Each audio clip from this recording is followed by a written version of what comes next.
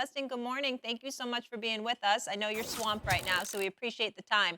Tell me this. You've been near the top of Well, the UFC lightweight division, sorry to step on you, for so long. What doubts, if any, did you have about getting another shot at the title? I knew I'm capable of anything. I knew I could climb my way back there to another title shot, to an opportunity to put my hands up and say I'm the best in the world, undisputed. But I just was unsure if I was willing to walk that road again because, Mm. I've done it over and over again, and it's a tough path. Dustin, appreciate you being on the show as always, man. And before I even ask my next question, I just want to take a moment to congratulate you because one of the things that listen, first of all, it's one thing to be great. It's another thing to be box office. And me personally speaking, I think your box office quality, every one of your fights is exciting. And I think you deserve a lot of props for that. What I want to ask you is what advantage do you expect to bring in the Saturday night's fight, considering who you're going up against?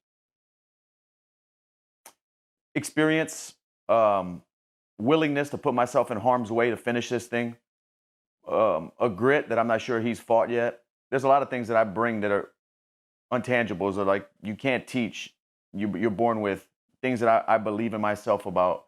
And I've been to a lot of dark places in that octagon, and I'm willing to go there. And we'll see if he is. Justin, obviously we know he's a dangerous opponent. I wanted to go back what I asked you earlier because I thought your answer was really interesting. You said you knew you could get back there, but you didn't know if you wanted to walk that road again. Obviously, you alluded to dark places. I can only imagine what that grind is. Why did you decide to do it? Why are you doing this again? Just reflecting on my career, I feel like when this opportunity arose, I owe it to myself and to the sport to do this and take this chance, take this opportunity to be the undisputed world champion. I feel like I would be doing myself as a disservice from all the work I've put in over the last 18 years of fighting if I wouldn't have took this opportunity. It's a little bit of serendipity. It all came together the way it did at the right time, and here we go. I don't know what's going to happen every time I go out there, but I walk into the unknown with my head high, knowing that I can beat anybody in the world, and that's what's happening here Saturday night. Stephen A? I want to know, at this stage and point in your career, do you walk into the octagon and it's simply about winning, or do you have this mindset considering the growing popularity of the sport, the great job that Dana White has done in really helping to elevate the profile of the sport? Do you walk in there determined to make noise in a way that attracts the audience to you, that makes you box office? Some people are just about winning. I think about Nurmagomedov, just winning. He didn't give a damn, just win. But you seem to be somebody that pays attention to the box office appeal. I want you to speak to that and tell me whether I'm right or wrong about that. No, in sports, winning solves everything. So winning is always my main priority. But I'm just lucky that my fighting style and the way I fight, I find myself in these entertaining fights. I'm not going out there trying to get into these fights. It's just the way I fight. I don't know any other way. Mm. Mm. Justin, I want to switch Okay. gears for a second and take the onus off you and get to two guys you fought. So Conor McGregor is going to be back in the octagon after a 3-year layoff. First Take might be going there to cover that fight, and We will be. obviously, oh, okay, we will be. I wasn't sure.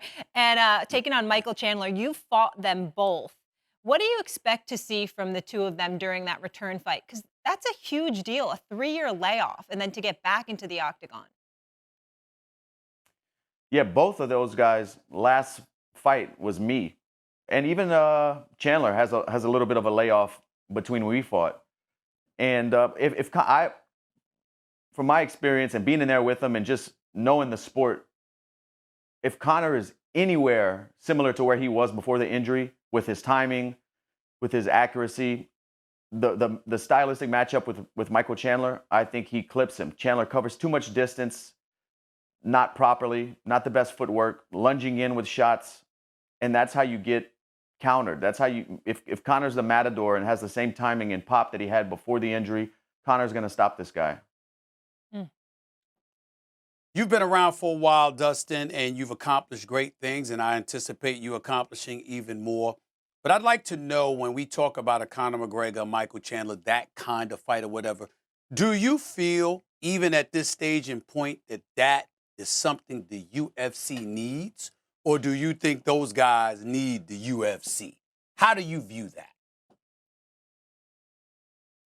That's a tough question. I don't think Conor's ego might need it, but financially, business side of it, he doesn't need it. Chandler, I can't say. I'm not sure. But Chandler's also a fighter who's been around a little while, been in a lot of wars.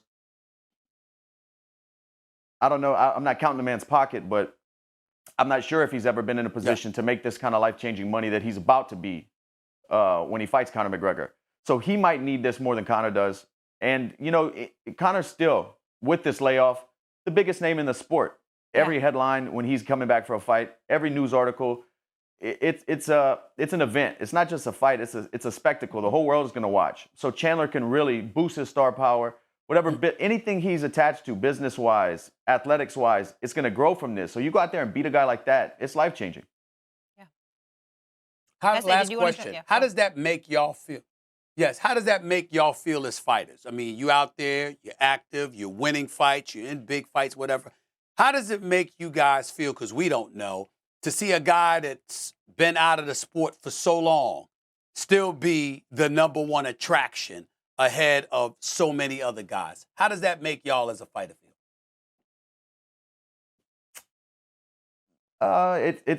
I got to see when he first came to the UFC. I was already in the UFC, so I got to see his rise up and see him call his shots and pull off the things he's done. Then the business moves that he's done. It's you know, he manifested it and put in the work and made it all happen. If anything, you know, I don't look at this stuff from a place of envy or jealousy or anything like that. I'm happy for the guy. He's the guy who made it all happen.